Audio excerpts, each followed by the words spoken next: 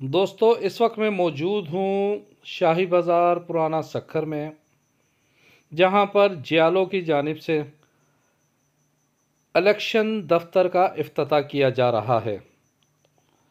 ये आपके सामने पीपल्स पार्टी से ताल्लुक़ रखने वाले कारकुन अपने कायद का इस्तकबाल करने के लिए मौजूद हैं।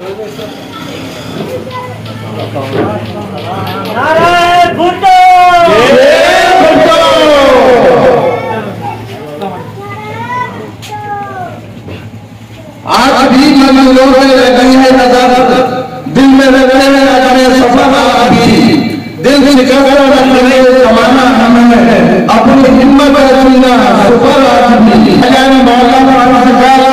शाही बाजार की जानिब से मोहतरम जनाब अब्दुल्ला मंगी साहब को दिल की गहराइयों से खुशामदीद कहते हैं।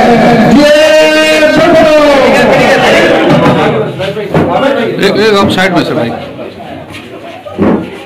हाँ, आप लोग